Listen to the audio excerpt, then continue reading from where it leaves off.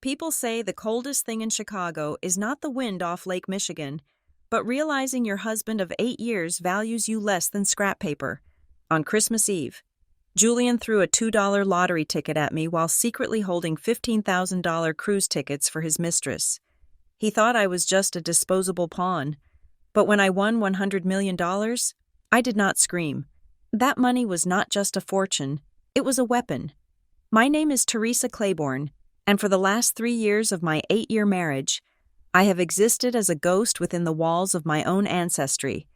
Claiborne Manor has stood on the North Shore of Chicago for over 100 years, a sprawling estate of limestone and ivy that my great-grandfather built with steel money. It was the only thing my parents left me when they passed, a fortress of memories that smelled of old oak and beeswax. But on paper, thanks to a restructuring of assets Julian convinced me was necessary for tax purposes 5 years ago, the deed currently rested in a trust managed solely by my husband. The house was mine by blood, but on this Christmas Eve, I felt like an intruder trespassing on a stranger's gala. The air inside the manor was suffocating, heavy with the scent of expensive pine, roasted duck, and the cloying perfume of social climbers. Julian had insisted on hosting the annual Christmas party for the partners and key investors of Vanguard Horizon. He stood by the fireplace in the main drawing room, holding a crystal tumbler of scotch, looking every inch the master of the universe. At 36 years old, Julian Vance was handsome in a way that felt manufactured. Perfect teeth, perfect hair, and a smile that never quite reached his eyes unless he was looking at a closing stock market ticker. I, on the other hand, was invisible. While hired servers circulated with trays of champagne, I found myself constantly adjusting coasters, straightening the garland on the mantel, and directing guests to the powder room. I wore a vintage emerald velvet dress that had belonged to my mother, a garment of history and class. But amidst the sea of modern sequins and aggressive diamonds, I felt faded, worn, like a book spine that had been opened one too many times.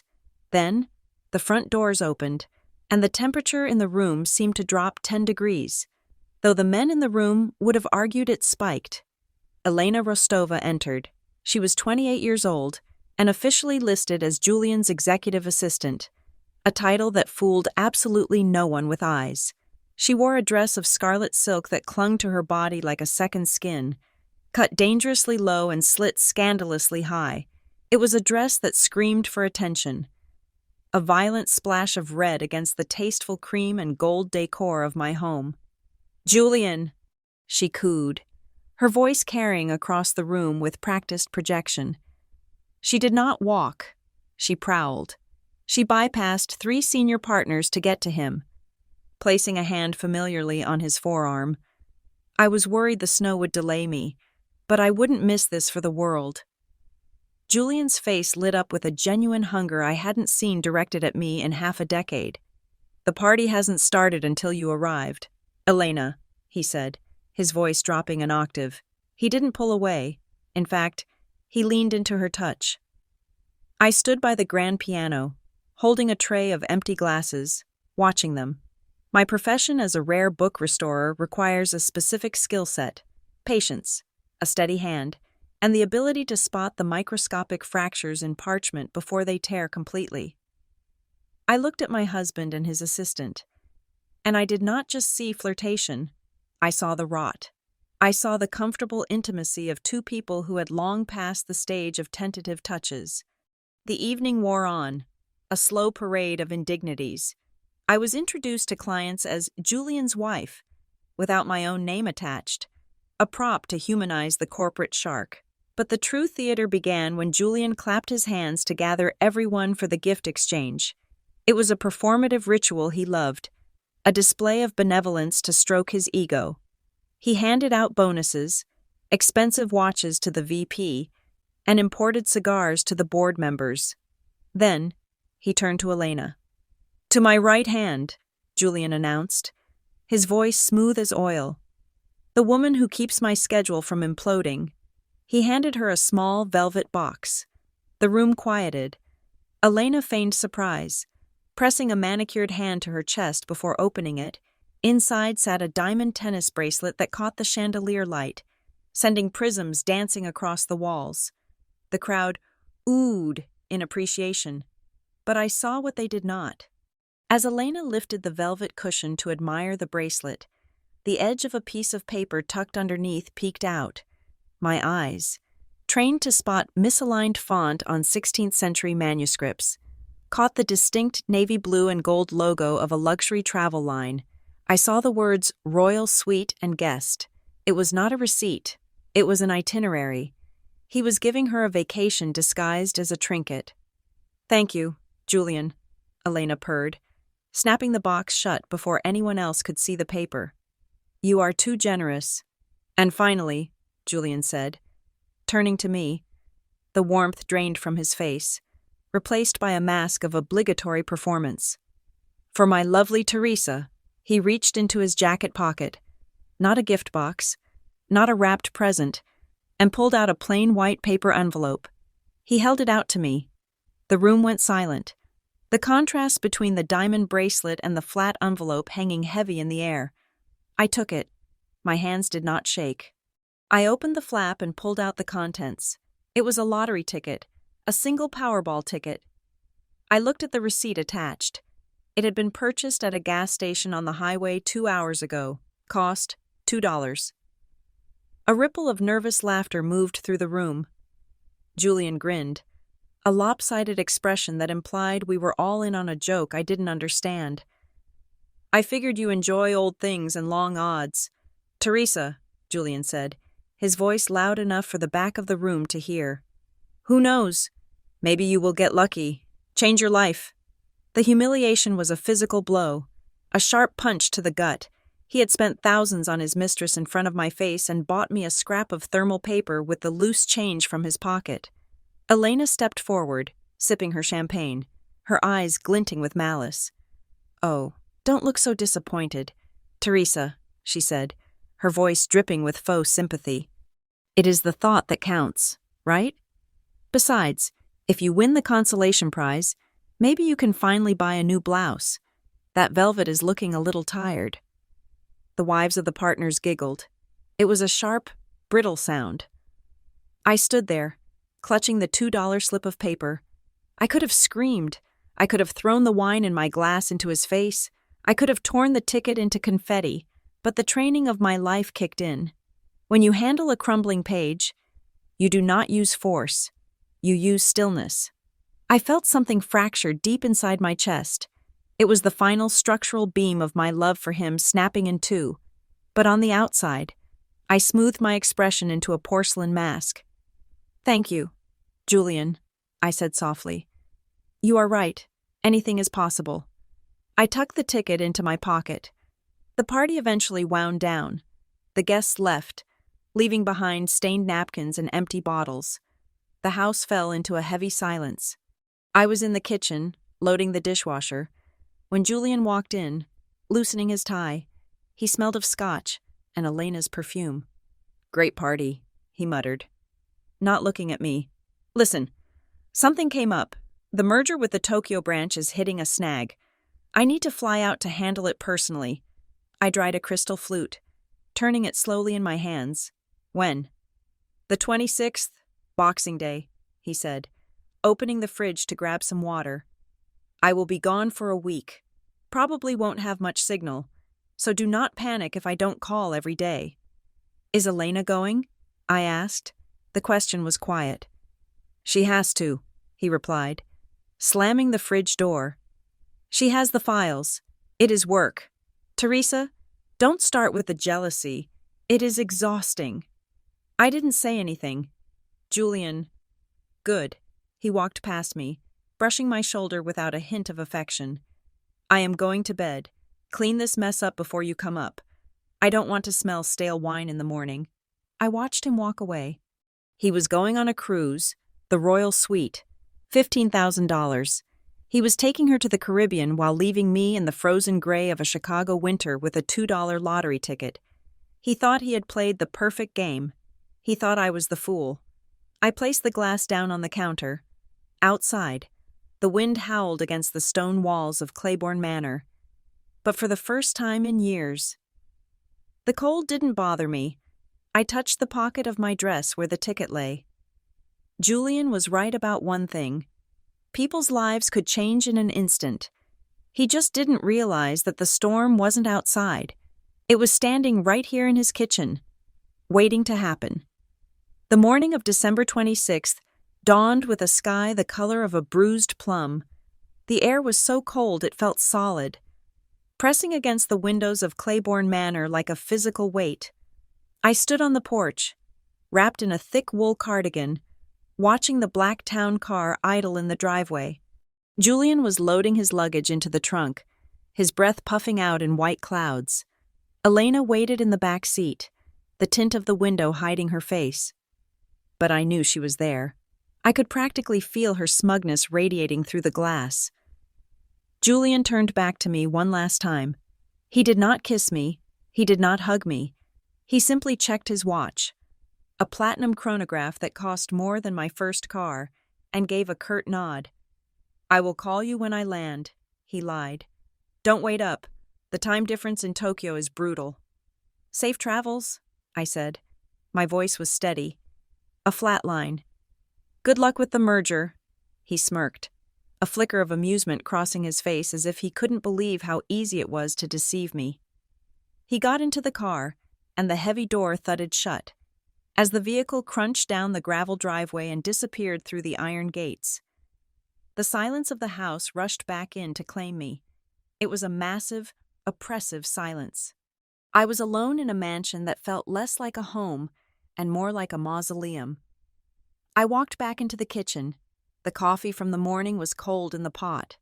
On the granite island, the lottery ticket Julian had given me the night before sat where I had left it, pinned under a fruit bowl. It looked pathetic. A crumpled piece of thermal paper, a $2 joke at my expense. I picked it up, intending to throw it into the trash compactor. My fingers tightened around the edge.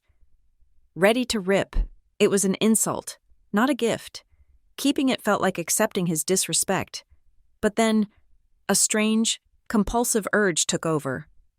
It was the same instinct that made me double-check the binding glue on a 17th century Bible. A need to be thorough, to close the loop. I pulled my phone from my pocket and opened the browser. My hands were trembling slightly, not from hope, but from the residual anger of the morning. I typed in the lottery results website. The winning numbers for the December 25th drawing loaded on the screen: 4, 18, 29, 31, 42. Powerball number 10. I looked at the ticket in my hand. First line, 4. I blinked. My heart gave a single, hard thump against my ribs. 18. I stopped breathing. The kitchen seemed to tilt on its axis. I placed the ticket flat on the counter, smoothing out the wrinkles with a shaking hand. I looked back at the phone, then back at the paper. 29, 31, 42, and there, in the final circle, 10. I did not scream. I did not jump up and down. Hollywood gets that reaction wrong. When the universe hands you $100 million in a single second, you do not feel joy. You feel terror. You feel the floor vanish beneath your feet. I backed away from the counter until my back hit the refrigerator. I stared at the slip of paper as if it were a radioactive isotope. $100 million. My mind raced, calculating taxes, lump sums, the sheer impossibility of the statistics. Julian had bought this ticket as a mockery. He had tossed it at me to highlight my poverty compared to his mistress's luxury cruise. And now, that mockery was worth a fortune. But as the shock began to settle into a cold, hard clarity, I realized something else. I was still married, in the state of Illinois. Lottery winnings acquired during a marriage were considered marital property. If I claimed this now, Julian, the man currently sipping champagne with his mistress on the way to the Caribbean, would be entitled to half, $50 million. The thought made bile rise in my throat. I needed to sit down. I wandered into Julian's home office, seeking a chair. The room smelled of leather and stale cigar smoke. His desk was cluttered. He had left in a hurry. Lying on the blotter was his tablet. The screen was dark. But as I brushed past, I accidentally nudged the mouse, and the screen woke up. He hadn't locked it. An email was open on the screen. It was from our family lawyer, a man named Sterling, who I had known since childhood, or so I thought. The subject line read, "Finalizing divestment and separation agreement." I frowned. Leaning closer, I shouldn't look, but I was the woman who had just won $100 million. The rules of yesterday no longer applied to me. I began to read. Julian. As discussed, the paperwork for the sale of Claiborne Manor is ready for your signature upon your return. The buyer is eager to close by January 15th. Once the asset is liquidated and the funds are transferred to the offshore account in the Caymans, we can proceed with filing the divorce papers. Since Teresa signed that prenup amendment 3 years ago granting you power of attorney over the estate's management, she will have no legal standing to stop the sale. We will offer her a small settlement to avoid court. Enjoy the cruise. Best, Sterling. The room spun again, but this time it wasn't from shock, it was from rage. He wasn't just cheating on me, he was liquidating my inheritance. He was selling my parents' home, the house my great-grandfather built, and he was planning to leave me with nothing. I looked at the date on the email. It was sent yesterday afternoon. I turned from the desk and walked to the wall safe hidden behind the portrait of Julian's father. I knew the combination. Julian thought I didn't. He used his birthday, 6 digits, to scream of his narcissism. I spun the dial, left to 10, right to 22, left to 84. The heavy steel door clicked and swung open. I pulled out a stack of documents bound in a rubber band. My hands moved with the precision of a surgeon now. I flipped through the pages, my eyes scanning the dense legal jargon. There it was. A second mortgage taken out on the house 6 months ago. $4 million. The signature at the bottom was mine, but it was not my handwriting. It was a clumsy forgery, shaky on the loops. Under that, bank statements for a cryptocurrency exchange account. Red numbers, massive losses. He had lost nearly $3 million in a speculative gamble on a coin that had crashed in November. And finally, the trust fund statement. My parents had left me a modest trust to ensure the upkeep of the manor. The balance should have been $200,000. Current balance, $42.50. He had drained it all. I sat on the floor of the office, surrounded by the evidence of my own destruction. If I hadn't checked that lottery ticket, if I hadn't come into this room, I would have been waiting here like a lamb for the slaughter. Julian would have come back, sold the house out from under me, and kicked me to the curb with nothing but the clothes on my back and a stack of debts in my name. He had orchestrated a complete demolition of my life. I looked back at the lottery ticket still sitting on the kitchen counter in my mind's eye. That piece of paper was no longer just money. It was the only shield I had left. If Julian found out about the win before the divorce was final, he would take half of it to pay off his gambling debts and run off with Elena. I stood up. The trembling in my hands had stopped. A strange calm washed over me, cold and metallic. It was the focus I felt when I was restoring a book, the moment I realized a page could be saved, but only if I was ruthless with the rot. I was not going to scream. I was not going to cry. I walked back to the kitchen, picked up the ticket, and slid it into the safest place I knew, the hollow spine of a first-edition Dickens novel in my restoration studio. Julian Vance thought he was playing chess with a pawn. He had no idea the queen had just entered the board. He wanted to sell my house? He wanted to steal my future? Let him try. I had 100 million reasons why he was going to regret the day he met me. The victim was dead. The hunter had just woken up.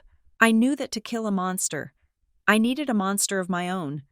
I did not call the family attorney, Sterling. He was compromised.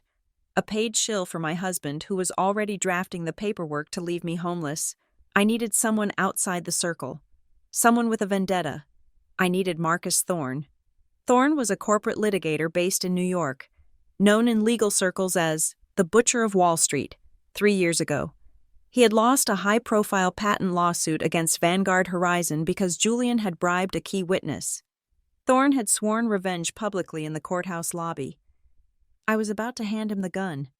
I arranged to meet him not in a high-rise office, but at a grimy diner on the south side of Chicago, a place with sticky laminate tables and coffee that tasted like battery acid. It was the last place anyone would look for Teresa Claiborne or a man in a $5,000 suit. He arrived precisely at 9 o'clock in the morning. He was a sharp, angular man with eyes like polished flint. He slid into the booth opposite me, not bothering to remove his cashmere coat. "Mrs. Vance," he said, his voice a low rumble. "You have 5 minutes to explain why I flew halfway across the country on a holiday week." I didn't speak. I simply slid a photocopy of the lottery ticket across the table, followed by the printout of the winning numbers from the official website. Thorne looked at the paper, then he looked at me. He pulled a jeweler's loupe from his pocket, a habit of his, I had heard, and scrutinized the photocopy. He typed the numbers into his phone. When he looked up, the boredom was gone, replaced by a terrifying intensity. $100 million, he whispered, and my husband thinks it is worth $2, I replied. He is currently on a cruise with his mistress. He has forged my signature to take out a second mortgage on my house, drained my trust fund, and plans to serve me divorce papers the moment he returns. I want to hire you. Thorne leaned back, a shark smelling blood in the water. To represent you in the divorce? No, I said, leaning forward. I want you to help me destroy him. I do not just want half. I want him to have nothing.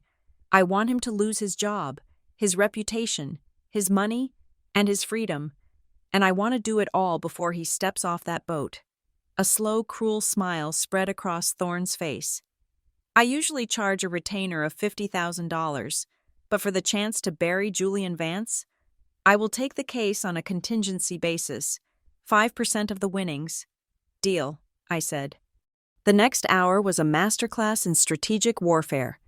Thorne explained the process of the blind trust. We would form a limited liability company in Delaware, a state with strict privacy laws. The LLC would claim the prize. My name would never appear on a press release. The check would be cut to the company, and the company would be controlled by a trust where I was the sole beneficiary. To the world, the winner would remain an anonymous entity.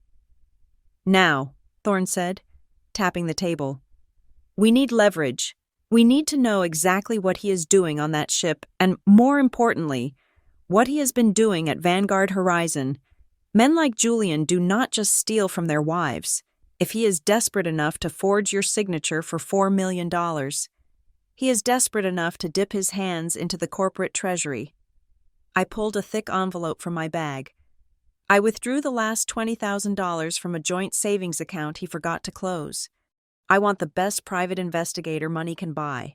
I want someone on that boat. Thorne nodded. I have a contact in Miami.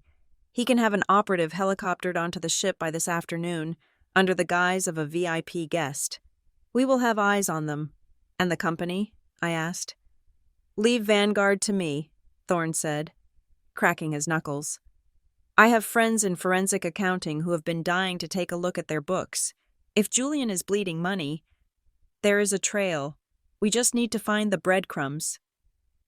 I left the diner feeling lighter than I had in years. The victim was gone. The strategist had taken her place. When I returned to Claiborne Manor, the house felt different. It was no longer a prison. It was a crime scene. And I was the lead investigator. I went straight to Julian's home office. He had taken his primary laptop, but he was arrogant, and arrogance breeds carelessness. He had left his desktop computer running, and more importantly, he had left his cloud synchronization active. I was not a hacker, but I knew my husband's laziness. He used the same password for everything, a variation of his own name and the year he was promoted. I logged into his cloud account. It was a treasure trove. I watched as the files began to sync in real time. Photos from his phone appeared in the stream. Receipts for dinners, spa treatments, and the Royal Suite upgrade. But I dug deeper. I found a hidden folder labeled Project V. I downloaded the contents and encrypted them before sending the file to Thorne. Within 30 minutes, Thorne called me. You were right, Thorne said, his voice buzzing with adrenaline. It is a shell company scheme. Julian has been approving vendor invoices to a company called North Star Solutions. It is a fake entity. He is billing Vanguard Horizon for consulting services that never happen and funneling the money into his own offshore accounts to cover his crypto losses. It is embezzlement. Teresa, federal wire fraud. We have him. Don't release it yet, I commanded. Wait until he is in the middle of the ocean. Wait until he feels untouchable. Understood, Thorne said. We are preparing the legal briefs. By the time he docks, the FBI will be waiting. I spent the rest of the afternoon purging the house. I did not want to be here when the inevitable explosion occurred, but I needed to maintain the illusion of normalcy for a few more days. I went room by room, removing the items that actually mattered to me, my mother's jewelry, the first edition of Jane Eyre my father gave me, and the family photo albums. I packed them into nondescript boxes and drove them to a rented storage unit on the other side of the city. I left the expensive furniture. I left the art that Julian had bought to show off to his friends. I left the clothes he had bought me that I hated. I stripped the house of my soul, leaving only the shell behind. As the sun began to set, painting the snow outside in shades of violet and gray, my phone chimed. It was a message from an unknown number, the private investigator Thorne had hired. There was no text, just a single image. I opened it. The photo was high resolution, taken with a telephoto lens. It showed the sun-drenched deck of a cruise ship. Julian was lying on a lounge chair, wearing sunglasses and holding a tropical drink. Elena was straddling him, laughing, her head thrown back in delight. They looked like the picture of success. They looked like two people who believed they had gotten away with murder. I stared at Julian's smiling face. He looked so relaxed. He had no idea that in Chicago, his wife was sitting in the dark, holding the detonator to his life. Enjoy the sun, Julian, I whispered to the screen. Because the storm is coming. The phone on the kitchen counter buzzed, vibrating against the marble surface like an angry insect. It was a text message from Julian. I picked it up, sipping my tea, and read the words glowing on the screen. Meetings are brutal. The Japanese team is demanding a complete restructure of the deal. I have not slept in 24 hours. Miss you, babe. I let out a short, dry laugh that echoed in the empty kitchen. According to the GPS tracker the private investigator had activated on Julian's phone, my husband was not currently in a boardroom in Tokyo. He was at a poolside bar in the Bahamas. I tapped out a reply, my thumbs moving with practiced deception. Oh no. Poor you. Don't work too hard. I am keeping the home fires burning. Love you. I added a red heart emoji for good measure. It was terrifyingly easy to lie to a liar. While Julian was sipping Mai Tais, I was putting on my coat to visit the bank. Julian was a man of arrogance, and arrogance creates blind spots. He had assumed that because I was the meek, artistic wife, I would never think to check the finer details of our finances. He had forgotten that my name was still on the joint checking account attached to his primary credit card, the one he used to pay off the monthly balance of his corporate expense card to hide the paper trail from the company auditors. I sat in the plush leather chair at the bank, smiling politely at the branch manager. I requested a full printed statement of all transaction history for the last 6 months, cross-referenced with the authorized user activity. The printer whirred, spitting out page after page of his infidelity. It was nauseatingly cliché. A $4,000 charge at a luxury lingerie boutique in October, $2,000 for a weekend stay at a boutique hotel in the city when he claimed he was visiting his sick mother, but the most damning evidence was not what he spent on himself, but how he categorized it. I saw a charge for a $5,000 Chanel handbag. Beside it, in the memo line he had written for his own records, client retention gift, Tokyo partner. He was buying luxury goods for Elena, using the Vanguard Horizon corporate credit card, paying it off with our joint funds to reset the balance, and then presumably claiming the reimbursement from the company later. He was stealing from me to buy gifts for her, and then stealing from his company to pay himself back. It was a perfect circle of fraud. I took the documents home and fired up my scanner. My target was not the police, not yet. My target was Sandra Sterling. She was the wife of Arthur Sterling, the vice president of sales at Vanguard Horizon, and Julian's bitter rival for the upcoming promotion to regional director. Sandra was a gossip, a shark in pearls who had always looked down on me for my dusty old books profession, but today, she was going to be my best friend. I created a burner email account. I attached the scanned bank statements, highlighting the client retention gifts that coincided with dates Julian was supposedly in the office. I added the photos the private investigator had sent me, Julian and Elena, clearly not working, clearly not in Tokyo. I typed a simple subject line, interesting accounting practices in the sales department. I hit send, 3,000 miles away, on the deck of the Obsidian Star cruise ship. The sun was setting over the ocean. I imagined the scene perfectly. Julian would be wearing his white linen suit, feeling like the king of the world.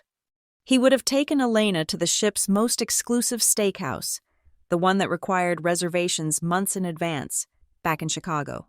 I opened a bottle of wine, one of Julian's prized vintage reds that he had told me I was not sophisticated enough to appreciate, and sat down to watch the digital fireworks.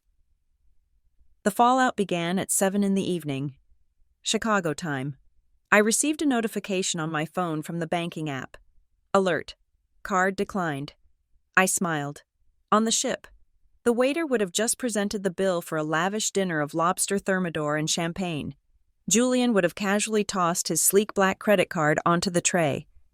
Barely looking up from Elena's eyes, the waiter would have walked away, only to return 2 minutes later, looking apologetic but firm. "I am sorry, sir. The card was declined." Julian would have laughed. A nervous, arrogant chuckle. "Try it again. It is a platinum card with no limit." But it would not work. Because 20 minutes after Sandra Sterling received my email, she had undoubtedly shown it to her husband, and Arthur Sterling, seeing the opportunity to bury his rival, would have immediately called the chief financial officer. A freeze would have been placed on all corporate assets assigned to Julian Vance pending an internal audit. I imagined Julian pulling out his personal debit card next. Declined. Because I had just transferred the remaining balance of our joint account, all $15,000 of it, to pay off the principal on the mortgage he had secretly taken out. It was a drop in the bucket of the debt, but it cleared the account to zero. Julian was stranded in the middle of the ocean with a mistress who expected the best, and he could not even buy a bottle of water. While he was likely arguing with the maitre d' and frantically checking his banking app, I was busy in his sanctuary. I stood in the middle of his home office, surrounded by the things he defined himself by: his collection of signed baseball memorabilia, his humidor of Cuban cigars, his set of custom-made golf clubs. I did not break them. That would be childish. Instead, I photographed them. I created a listing on a local classifieds website. Fire sale. Cheating husband's luxury goods. Everything must go. Prices negotiable. Cash only. I priced the $5,000 golf clubs at $200. The signed baseballs went for $10 each, within an hour. My inbox was flooded with eager buyers. By tomorrow morning, his office would be stripped bare, and I would have a stack of cash to donate to a women's shelter in his name. I opened the bottom drawer of his mahogany desk to clear out his personal files. It was mostly junk. Old receipts, business cards, but tucked in the back. Beneath a stack of manila folders was a small, leather-bound notebook. It was pink. Distinctly not Julian's style. I opened it. It was Elena's handwriting. She must have left it here during one of their trysts while I was out working. I flipped through the pages. It was a diary of her obsession. She wrote about how much she hated me, how I was boring and unworthy of a man like Julian. She wrote about her plans to redecorate Claiborne Manor once I was out of the picture, but the entry from 2 weeks ago made my blood run cold. December 10th. I stopped taking the birth control pills today. I did not tell Julian. He says he is not ready for kids, that he needs to divorce the witch first. But once I'm pregnant, he will have no choice. He will have to speed up the process. A baby changes everything. I will be Mrs. Vance by next Christmas. I stared at the page. She was trapping him. A dark, humorless laugh bubbled up in my throat. Elena Rostova thought a pregnancy would secure her future with a wealthy executive. She had no idea that the man she was trying to trap was about to be unemployed, bankrupt, and facing federal charges. I took a photo of the diary entry. This was not just leverage. It was the final nail in the coffin of their romance. "Oh, Elena," I whispered to the empty room. "You want him so bad? You can have him. Let us see how much you love him when he cannot pay for your dinner." I closed the notebook and placed it in my bag. Outside, the wind howled against the windows. But inside, I felt warm. The dismantling had begun. Julian was bleeding money. His career was imploding, and his mistress was plotting a betrayal of her own. And the best part? He still thought I was just the foolish wife waiting at home with a $2 lottery ticket. It was 10 o'clock in the morning on December 28th, when the screen of Marcus Thorne's laptop refreshed, signaling the shift in the balance of power. We were seated in his private conference room, a glass-walled enclosure overlooking the gray skyline of Manhattan, far away from the chaos I had left behind in Chicago. The wire transfer from the State Lottery Commission had cleared, $72,400,910.00. This was the post-tax lump sum payment deposited directly into the account of Archangel Holdings, LLC, a company that existed solely on paper. Listing a blind trust as its owner and Marcus Thorne as its trustee, I stared at the number written out on the screen. It was enough money to buy an island. It was enough money to vanish. But I did not want to vanish. I wanted to conquer. "The funds are liquid," Thorne said, his voice devoid of emotion, like a general confirming ammunition supplies. "We are ready to execute Phase 2. Shall I proceed with the acquisition?" "Do it," I said. The target was not a luxury car or a vacation home. It was debt. Specifically, the $4 million second mortgage Julian had secretly taken out on Claiborne Manor. The loan was held by a mid-sized regional bank that was currently trying to offload high-risk assets before the end of the fiscal year. Thorne had approached them yesterday representing a private equity firm interested in purchasing a bundle of distressed mortgage debt. Julian's loan was in that bundle. Within an hour, the digital signatures were exchanged. The bank was happy to get the cash. They did not care who bought the note. They did not know that the new owner of Julian Vance's debt was his own wife. I was now his creditor, and as his creditor, I had rights. "Now for the kill switch," Thorne said, pulling up the loan agreement on the screen. Clause 14, Section C, Material Misrepresentation. When Julian applied for this loan, he submitted a property insurance certificate. We checked the policy number this morning. It is a forgery. He stopped paying the premiums 3 months ago to funnel that cash into his crypto wallet. The policy lapsed in October, which means he is in default. I finished the sentence. "It means," Thorne corrected with a shark-like grin, "that the lender, you, has the right to demand immediate repayment of the entire principal balance. The acceleration clause, we are calling the loan, due in full, today." Thorne hit the enter key. An automated legal notice was blasted to the credit bureaus and Julian's primary banking institutions. Because the loan was secured by his personal guarantee, the default triggered a domino effect. Cross-collateralization clauses kicked in. At that exact moment, the banking algorithms flagged Julian Vance as a massive financial risk. His checking accounts, his savings, his investment portfolios, everything linked to his social security number, were instantly frozen pending a liquidity review. I leaned back in the leather chair, imagining the invisible shockwave traveling 3,000 miles south to the Caribbean Sea. 4 hours later, my phone rang. It was Julian. I let it ring 3 times before answering. I needed to clear my throat, to pitch my voice into the high, frantic register of a terrified housewife. "Julian!" I gasped into the receiver. "Oh, thank God you called. Julian, something terrible is happening." "Teresa, shut up and listen to me." Julian's voice was a garbled roar, distorted by the poor satellite connection and his own panic. Why aren't my cards working? I am at the casino cage trying to draw a marker, and they are telling me my accounts are frozen. I tried the ATM. Nothing. I called the bank, and the automated system says my assets are seized. What did you do? I didn't do anything, I cried, injecting a sob into my voice. It is the house, Julian. 2 men in suits came to the door an hour ago. They said they are from a holding company. They have a court order. They are putting orange stickers on the front door. They said the mortgage is in default. They said we owe $4 million immediately, or they are seizing the property. There was a silence on the line so profound I could hear the background noise of slot machines pinging on the ship. That is impossible, Julian whispered, his voice trembling. They cannot call the loan this fast. It is a mistake. It is a clerical error. They showed me the paper. Julian, they said the insurance was fake. They said you forged the documents. Is it true? Please tell me it is not true. Shut up, he screamed. The mask of the sophisticated executive had completely slipped, revealing the cornered rat underneath. Stop whining. I need cash. Teresa, I am stuck on this ship. I have a bill to settle at the casino, and the hotel manager is threatening to lock us out of the suite if the card isn't clear by dinner. I have zero access to funds. What do I do? I whimpered.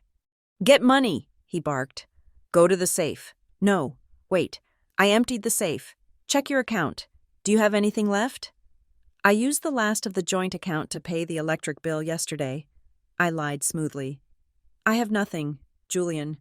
Then borrow it, he yelled. Call your parents. Ask them to wire you $10,000. No, $20,000. Send it to my PayPal immediately. My grip on the phone tightened. My parents had been dead for 5 years. He stood at their funeral. He held my hand while they were lowered into the ground. And now, in his desperation, he had forgotten they did not exist.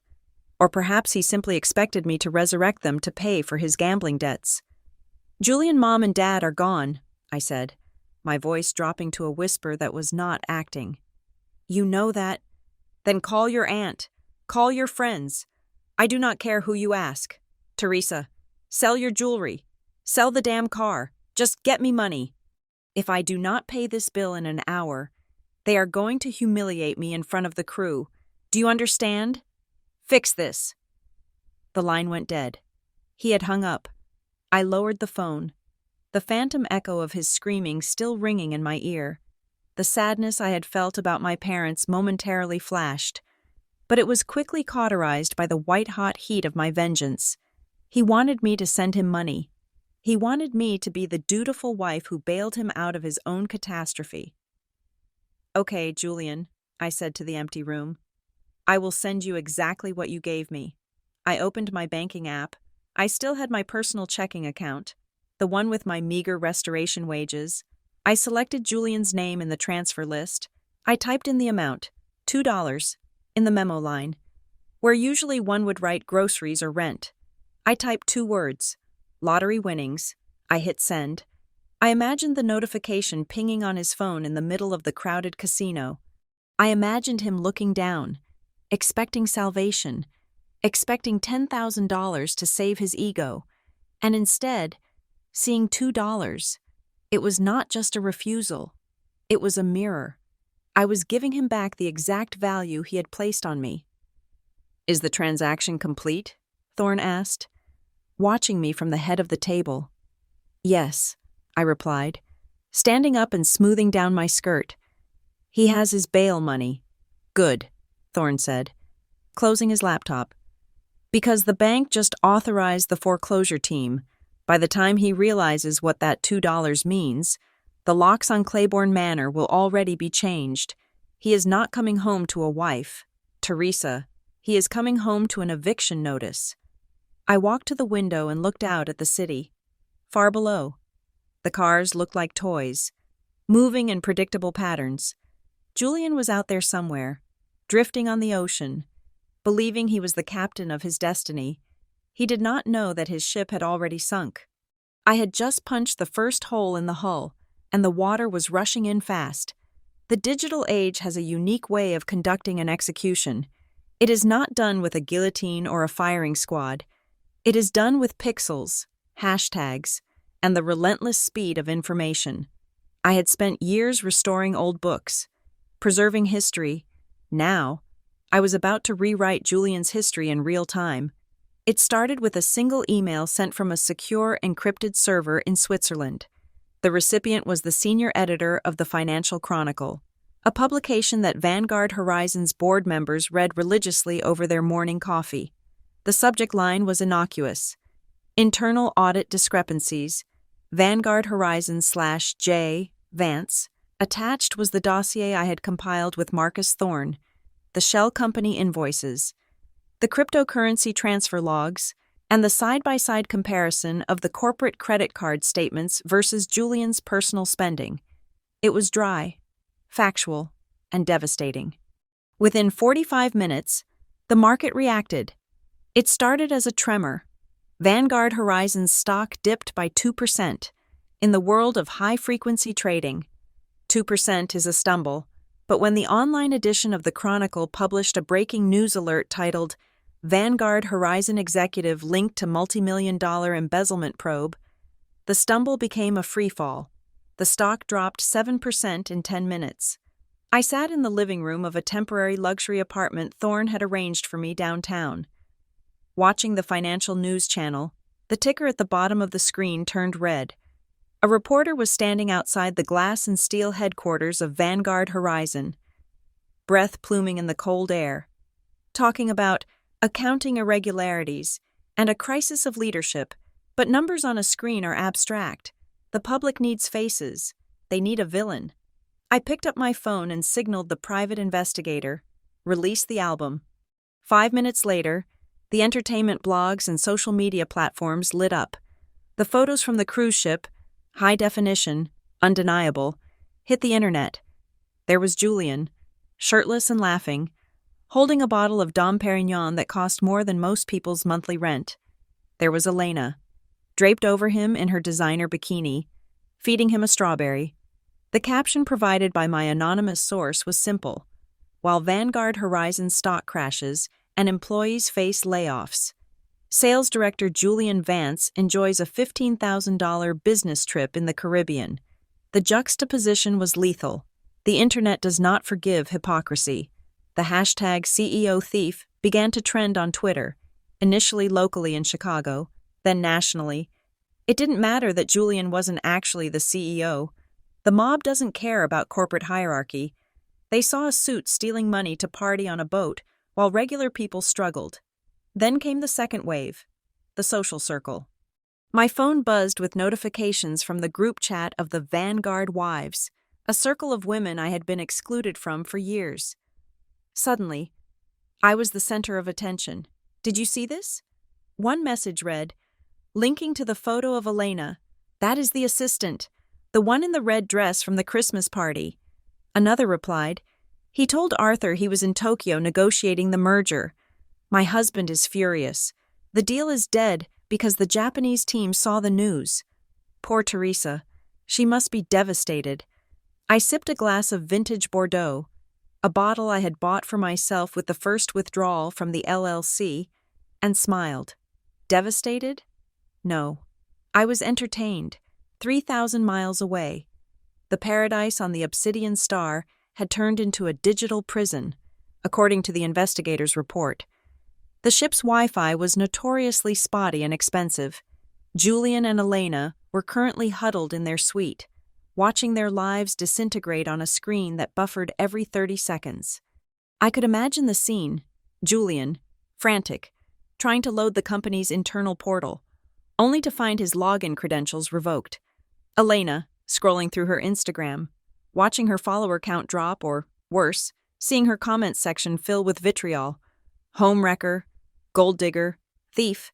The messages from her friends, the other assistants, the social climbers she tried so hard to impress, began to pour in. They weren't checking on her. They were distancing themselves.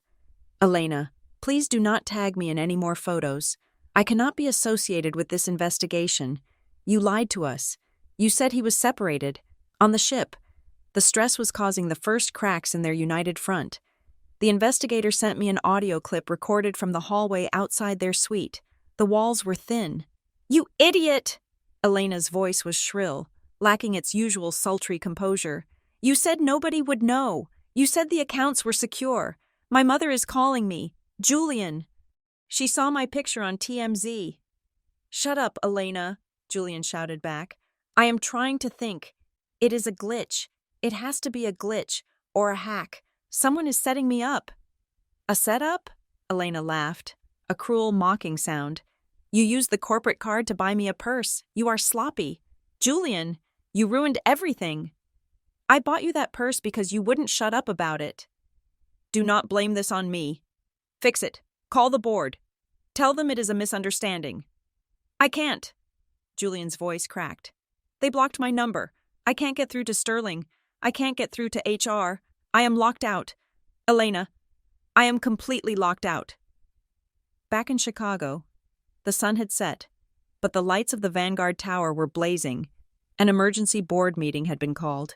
I knew this because Marcus Thorne had just received a text from his contact inside the legal department. The board is voting to terminate Vance for cause, effective immediately. They are preparing a press release to distance the company from his actions. They are also filing a civil suit to recover the misappropriated funds. I walked to the window of the penthouse. I could see the Vanguard building from here, a monolith of power that Julian had worshipped. He had sacrificed our marriage, my dignity, and his own morality to climb to the top of that tower. And now, the tower was throwing him off. The news broke on television an hour later. A spokesperson for Vanguard Horizon stood at a podium, looking grave. "Vanguard Horizon takes allegations of financial misconduct very seriously," the woman said. "We have terminated the employment of Mr. Julian Vance, effective immediately. We are cooperating fully with federal authorities and have launched a forensic audit of all accounts under his purview." The chyron on the screen read, "Julian Vance fired. Stock stabilizes. It was over. His career, the thing he valued more than anything else on earth, was dead. He was no longer a rising star. He was a liability. He was unemployed, under investigation, and stranded in the middle of the ocean with a woman who was rapidly realizing that her meal ticket had just bounced." I picked up my phone and opened the messaging app. Julian had sent me 12 texts in the last hour. "Teresa, pick up the phone.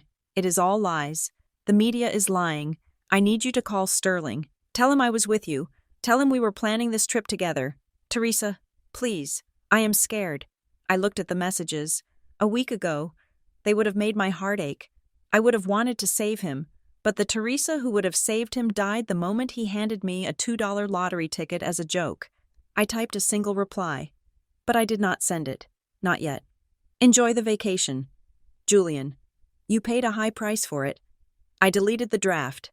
Silence was a far more powerful weapon. Let him wonder. Let him sweat.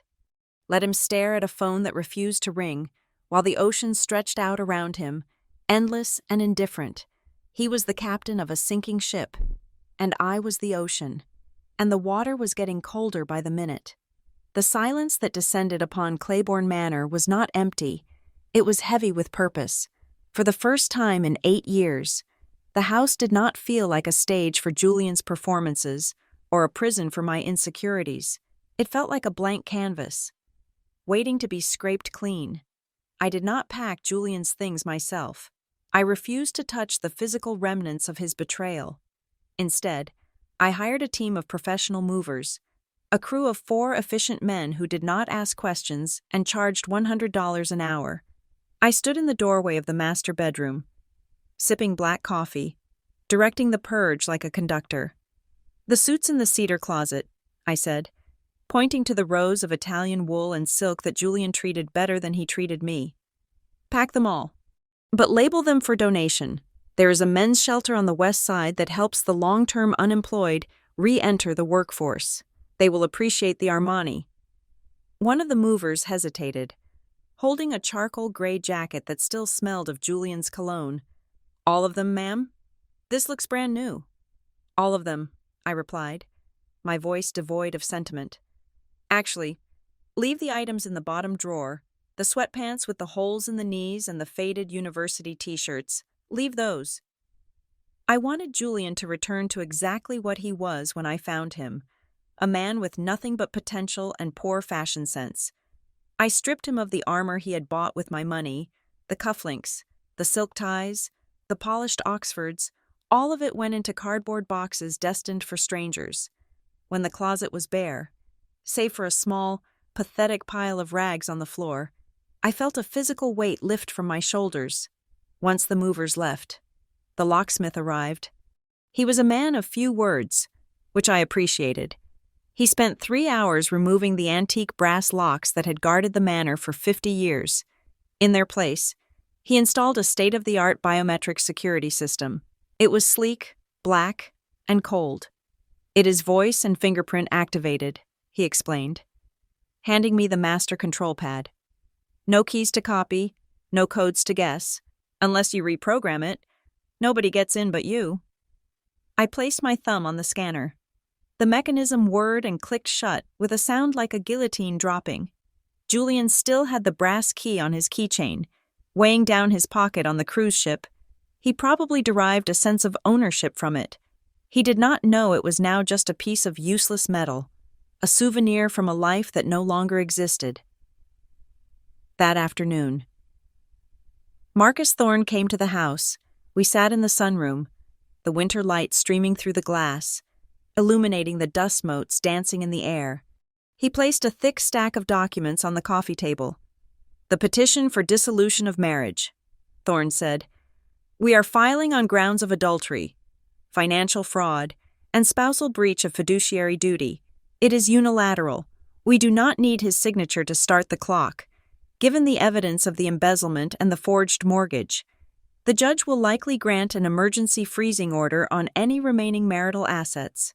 I picked up the pen. My hand did not shake. I signed my name, Teresa Claiborne, with a flourish. I was not signing a divorce paper. I was signing a declaration of independence. "What about the eviction?" I asked. "The bank, which is effectively you, has legally seized the property due to the default," Thorne answered, tucking the papers into his briefcase. "Legally, Julian is a trespasser the moment he steps onto the driveway. We have the sheriff on standby." After Thorne left, I drove to the cemetery. The snow was deep, covering the headstones in a blanket of white silence. I brushed the powder off the granite marker that bore my parents' names. "I am sorry," I whispered, the cold air stinging my throat. "I let a wolf into the sheepfold. I let him tarnish what you built, but I promise you, I am cleaning it up. I am taking it back. The Claiborne name will not end in ruin." I stood there for 20 minutes, letting the chill seep into my bones, hardening me. When I walked back to my car, I did not look back. The next stop was the city center. I had an appointment with a real estate agent at a building that pierced the skyline like a shard of glass. I was not staying at the manor. It needed to be purged, renovated, and cleansed of Julian's energy before I could live there again. I bought the penthouse on the 42nd floor. I paid $5 million in cash. Using funds from the LLC, I signed the deed in my maiden name. It was a space of steel, glass, and light, modern, sharp, and impenetrable. It was a fortress where no memories of Julian lived. It was the first thing I had owned that he had never touched, never seen, never tainted. That evening, as I stood on the balcony of my new sanctuary, watching the city lights flicker below, my phone vibrated. It was Julian. He had finally managed to get a signal, or perhaps he had stolen a phone from a fellow passenger. The text messages came through in a rapid, violent burst. "You bitch. I know what you did with the bank. You think this is funny? You think you can cut me off? I am going to kill you. Teresa, I swear to God, when I get off this boat, I am going to wring your neck. You better fix this before I dock, or you are dead." I read the words. They were ugly, desperate, and terrifying. A week ago, I would have been paralyzed by fear. I would have called the police, weeping, but now, I saw them for what they were: leverage. I took a screenshot of the threats. I forwarded them to Thorne with a simple note. Add this to the file. Request an immediate restraining order. Thank you, Julian, I said to the cold night air. You just gave me the final weapon I needed to ensure you never get within 500 feet of me again. I opened my email app. I composed a new message to him. I knew he was likely staring at his screen, red-faced and shaking with rage, waiting for my capitulation. Subject: Welcome home. Do not worry about the bank. Julian, everything is being handled exactly as you deserve. I have prepared a very special reception for your return. The house is waiting. I will see you soon. I hit send. I poured the rest of the wine down the sink. I did not need alcohol to numb the pain anymore. The pain was gone, replaced by a cold, crystalline clarity. I went to the bedroom of my new penthouse and lay down on the crisp, white sheets. For the first time in 8 years, I slept without dreaming. I needed the rest. Tomorrow was the finale, and I wanted to look my best when the curtain fell. The 5th of January is a date that is usually reserved for post-holiday fatigue. But for Julian Vance and Elena Rostova, it was the beginning of a descent into absolute squalor. I was not there to witness their arrival in Miami, but I did not need to be. The forensic reconstruction of their day was easy enough to piece together from the declined transaction alerts on my phone and the eventual police report. They docked in Miami at 8 in the morning. The humiliation began immediately. The cruise line, having finally received confirmation of the credit card fraud and the freezing order on Julian's accounts, confiscated their luggage as collateral for the unpaid onboard bill. They were allowed to leave the ship with only the clothes on their backs and one small carry-on bag that Elena had managed to cling to. There were no first-class tickets waiting for them. There was no limousine. Julian, a man who once threw a fit because his sparkling water was room temperature, found himself standing on a curb in the humid Florida heat, arguing with a bus driver, with his accounts frozen and his corporate access revoked. He had to scrape together the loose cash in his pockets, mostly crumpled bills he had won at the blackjack table before the pit boss shut him down. It was enough for 2 tickets on a budget bus line that smelled of diesel and despair, followed by economy seats on a budget airline that did not assign seats. By the time they landed at O'Hare International Airport in Chicago, the silence between them was toxic. I can only imagine the conversation, or lack thereof. Elena, deprived of her luxury and facing the reality of a bankrupt lover, would have been radiating venom. Julian, stripped of his power, would have been shrinking into himself, a king without a crown. It was 10 degrees below zero in Chicago. The wind cut through the terminal exit like a knife.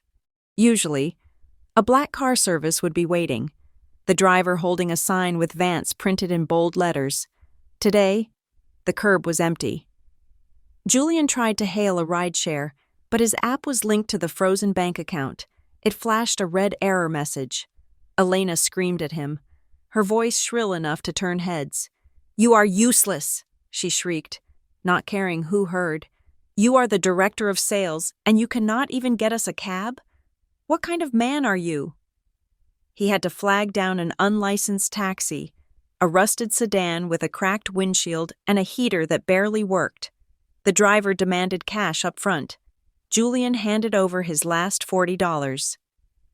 They arrived at Claiborne Manor at 7 in the evening. The streetlights were flickering against the snowbanks, casting long, distorted shadows. The taxi dropped them at the foot of the driveway and sped off, leaving them standing in the biting cold. Julian marched up the driveway, his Italian loafers slipping on the ice. He expected to walk into the warmth of the foyer, to pour a drink, and to figure out a way to spin this disaster. He expected to find me, his terrified wife, waiting to be manipulated. Instead, he found the wreckage of his ego, piled outside the main gate, sitting in the snow. Were 6 cardboard boxes. They were soggy, the bottoms disintegrating into the slush. These were his belongings, the few things I had deemed unworthy of donation. His old college trophies, a collection of outdated magazines, and the cheap sweatpants he wore around the house. He stared at the boxes. his breath hitching in his throat. Elena kicked one of them, sending a sodden pile of paperwork spilling onto the ice. "This is your stuff," she spat, her teeth chattering. "She threw you out. I told you she knew. I told you." "She can't throw me out," Julian muttered, his voice shaking with a mix of cold and rage. "It is my house. My name is on the deed." He walked up to the massive oak front door. He reached into his pocket and pulled out his brass keychain. He jammed the key into the lock and twisted it. It did not turn. He tried again. Shoving it harder, the metal scraped against metal, but the tumbler did not budge. He stepped back, confused, and looked at the hardware.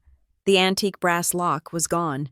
In its place was a sleek, black biometric scanner with a small camera lens glowing with a faint red ring.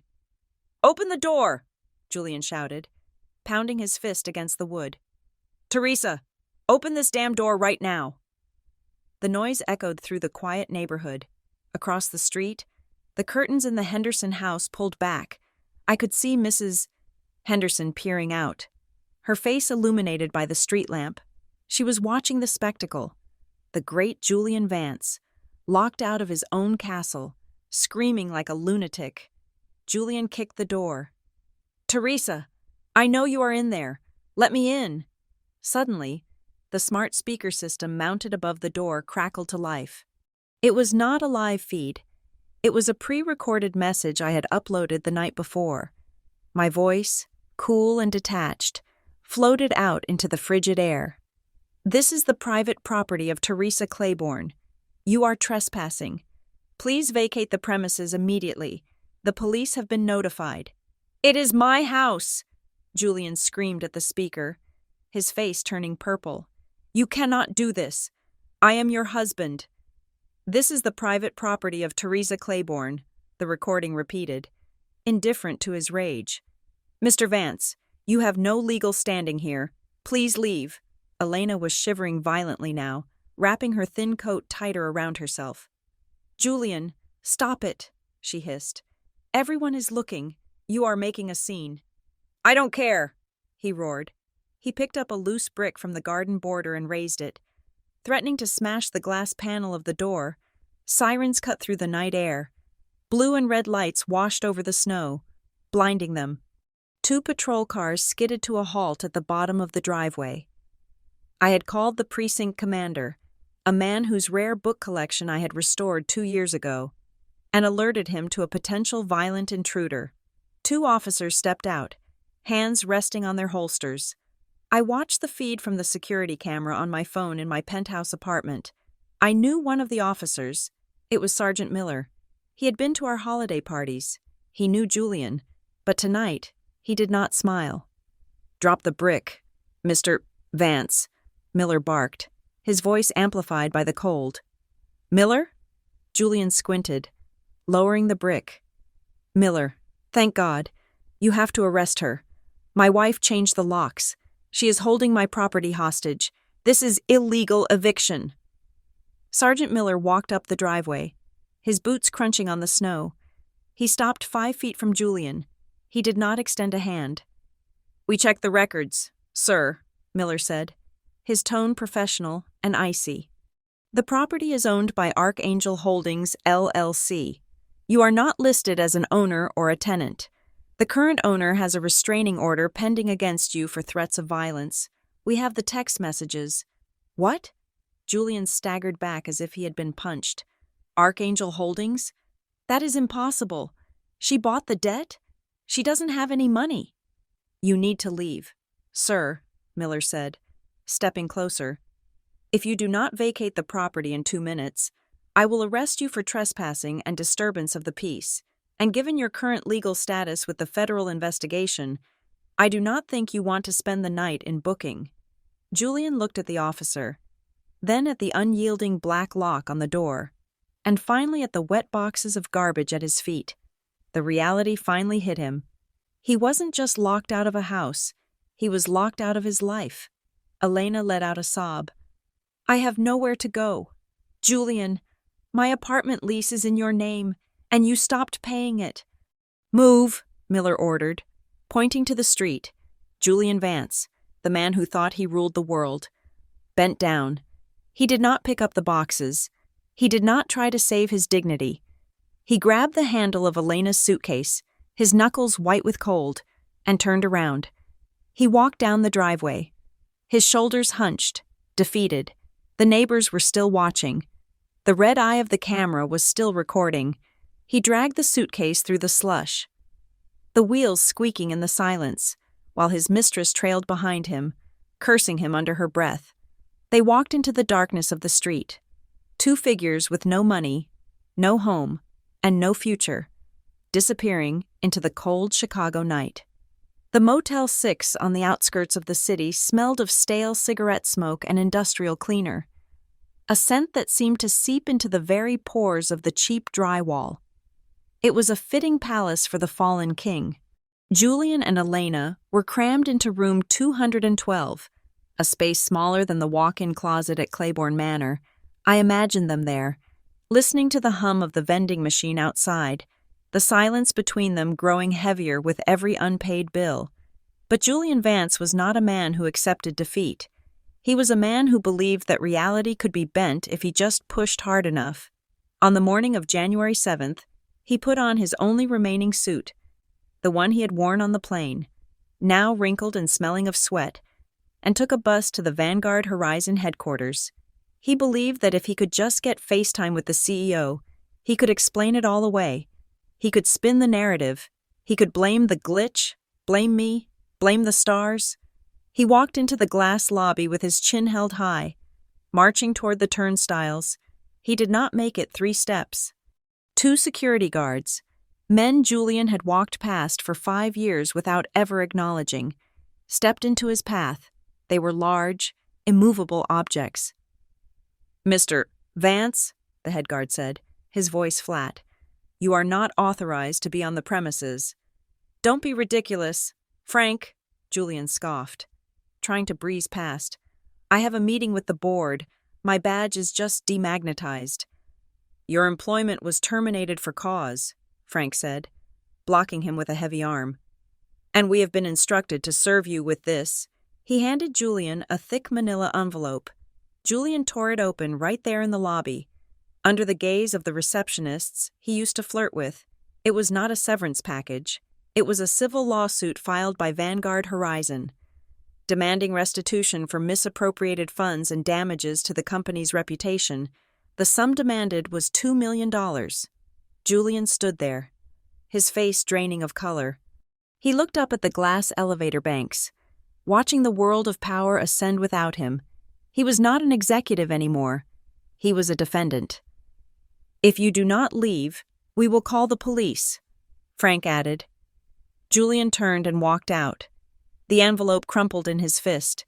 He had no job. He had no reputation. He had a mistress who was becoming a liability and a lawsuit that would bury him.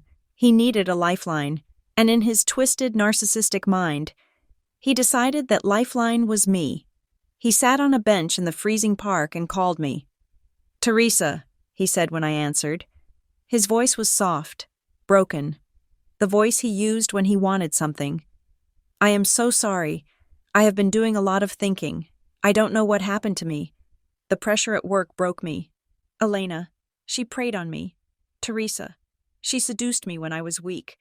But she means nothing to me. I made a mistake. Please, I just want to come home. I want to fix us." I listened to the performance. It was masterful. If I had not seen the receipts for the diamond bracelets, if I had not read the emails where he planned to sell my family home, I might have believed him. He truly thought I was the same pathetic woman who would clean up his mess just to keep him. "I don't know. Julian," I said, keeping my voice tremulous. "I am so hurt." "I know, baby. I know. Just let me see you. Let me look you in the eye and apologize. We need to talk about the house, about the future. We can't throw away 8 years." "Okay," I whispered. "Meet me at the Peninsula Hotel, the boardroom on the 4th floor. I rented it for a meeting with a consultant. We can talk there, 5 o'clock. "I will be there," he said, the relief audible. "I love you, Teresa." "See you soon," I replied. I hung up. I did not love him. I was simply moving the pawn to the final square. Julian arrived at the peninsula at 4:55. He had tried to clean himself up in the motel bathroom, splashing cold water on his face and attempting to smooth his suit, but he couldn't wash away the desperation in his eyes.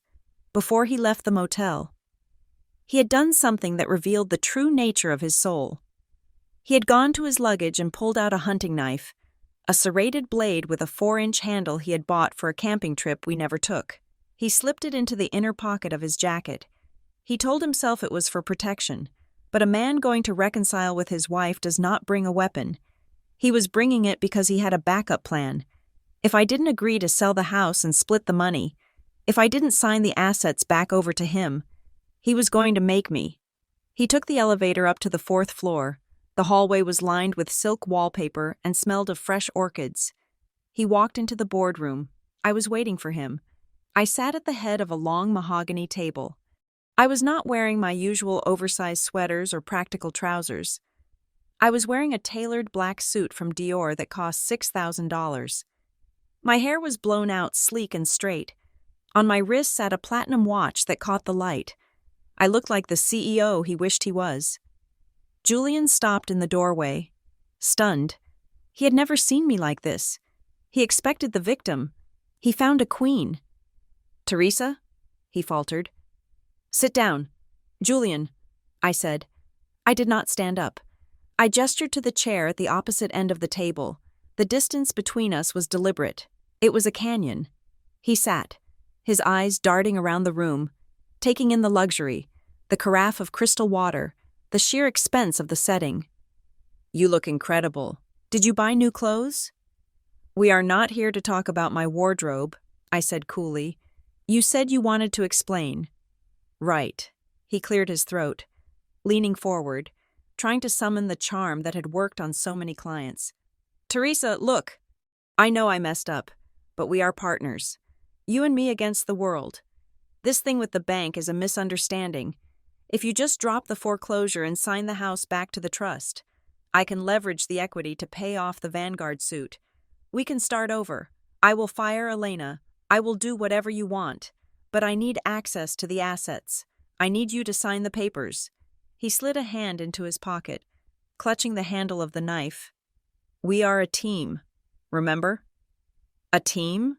I repeated, raising an eyebrow. "Is that what you called it when you forged my signature on the mortgage documents?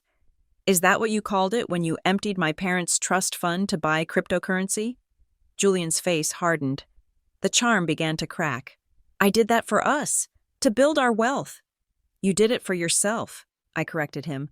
"Just like you bought the cruise tickets for yourself. Just like you planned to divorce me the moment you sold the manor." "That is a lie," he shouted, standing up. "Who told you that?" "Sit down," I commanded. My voice was not loud, but it had the weight of iron. "No." He began to walk toward me, his hand tightening in his jacket. His eyes were wild now, the eyes of a trapped animal.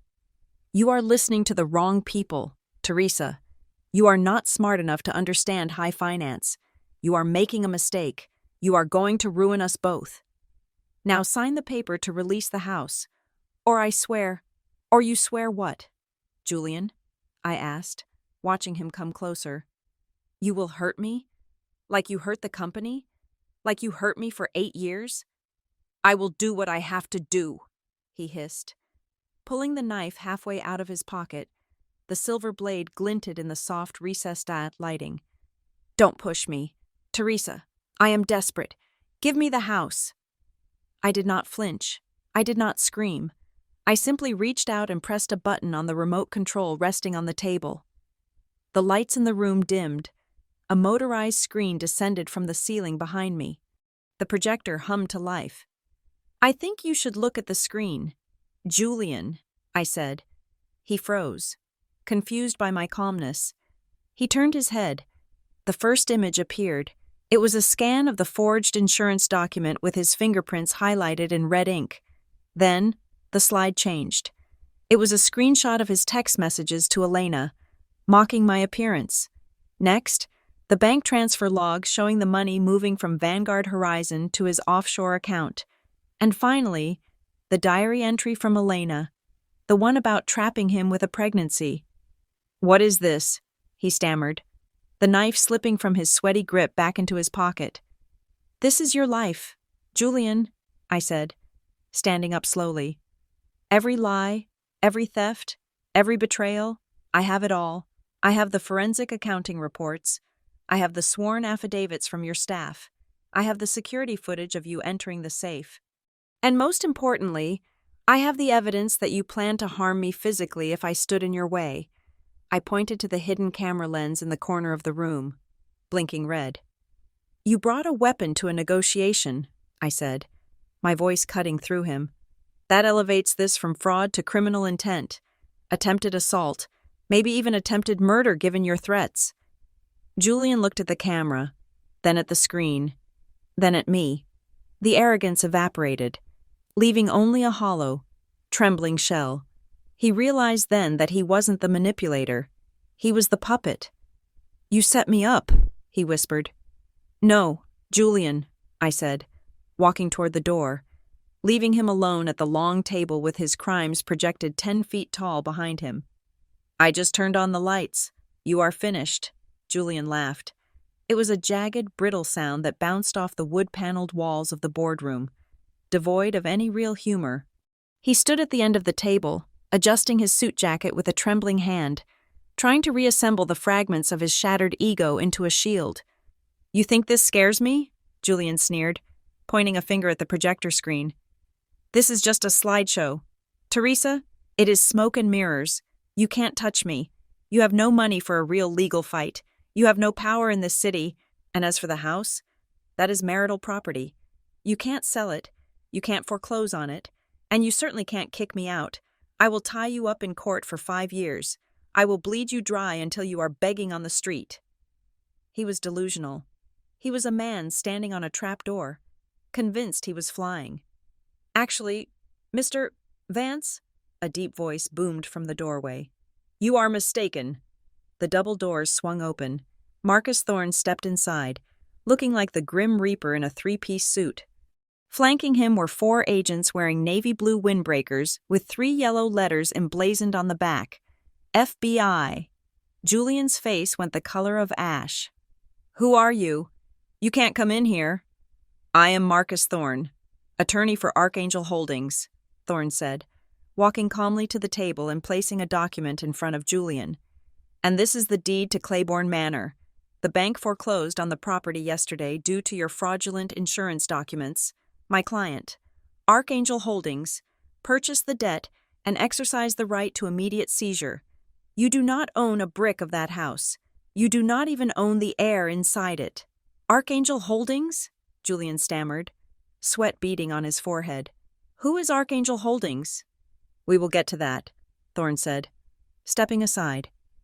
One of the federal agents stepped forward, badge raised. "Julian Vance?" "Yes," Julian whispered. "We have a federal warrant for your arrest," the agent stated, his voice mechanical. "Charges include wire fraud, bank fraud, embezzlement of corporate funds, and identity theft. Turn around and place your hands behind your back." "No," Julian gasped, backing away until his legs hit the edge of the conference table. "No, there is a mistake. I am a director at Vanguard Horizon. You can't arrest me." "You are currently unemployed, sir," the agent said, grabbing Julian's wrist and spinning him around. The sound of the handcuffs clicking shut was the loudest noise in the room. It was the sound of a steel door slamming on his life. Just as the agents began to march him toward the door, a high-pitched scream erupted from the hallway. "Julian? Julian? Where are you?" Elena Rostova burst into the room. Her hair was disheveled, her makeup smeared, and she looked nothing like the femme fatale in the red dress. My private investigator had sent her a text message 10 minutes ago, tipping her off that Julian was here and planning to leave the country without her.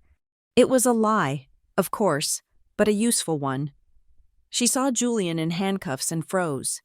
Then, her eyes wild with panic, she rushed toward him. "Julian, what is happening?" she shrieked, grabbing his arm. "They said you were leaving. You can't leave. I am pregnant. Julian, we have a baby. You promised you would take care of us. The room fell silent. The agents paused. I watched Julian's face. This was the moment a man with a soul would show remorse. This was the moment he would try to comfort the mother of his child. Instead, Julian looked at Elena with pure, unadulterated disgust. "Get off me," he snarled, jerking his shoulder away. "I don't care about your baby. You were just a distraction. Elena, you were a warm body on a cold night. Look at you. You are pathetic. Do you really think I was going to leave my wife for a secretary?" Elena recoiled as if he had slapped her. She stood there, mouth open, tears streaming down her face, finally seeing the monster beneath the mask. She collapsed onto the floor, sobbing uncontrollably, the illusion of her great romance dissolving into a puddle of shame. The agents shoved Julian forward again. As he passed me, he stopped. He looked into my eyes, and I saw the hate burning there. It was a fire that would consume him. "You think you won?" He spat at me, straining against the cuffs. "You are nothing. Teresa, you are a parasite. You have never earned a dime in your life. You lived off your parents, and then you lived off me. You think you can survive without me? You will starve. You will come crawling back to me in prison, begging for forgiveness." I did not flinch. I did not blink. I reached into my clutch purse. "Wait," I said to the agents. "One moment, please." I pulled out a small, rectangular piece of paper. It was a high-resolution photocopy of a lottery ticket. Behind it, I held a check. I stepped into Julian's personal space. I smelled his fear. It smelled like sweat and cheap motel soap. "Do you remember this, Julian?" I asked softly, holding up the image of the ticket. He frowned, looking at the numbers. "The ticket? The $2 ticket I gave you for Christmas? So what? Did you win $10? "I did win," I said, my voice steady and clear. "I won the jackpot." I held up the check. It was made out to Archangel Holdings, LLC. The amount was printed in bold black ink. $100 million. "Archangel Holdings is me. Julian," I whispered. "I am the company that bought your debt. I am the company that kicked you out of my house. And this ticket? The one you threw at me as a joke? It is worth $100 million. Julian stopped breathing. His eyes bulged in their sockets. He looked from the ticket to the check, and then to me. The realization hit him with the force of a freight train. He had held that ticket in his hand. He had bought it, and he had given it away to the woman he planned to discard. He didn't scream. He didn't curse. He made a sound like a dying animal, a strangled gasp of air as his brain short-circuited. $100 million, he wheezed. "Goodbye.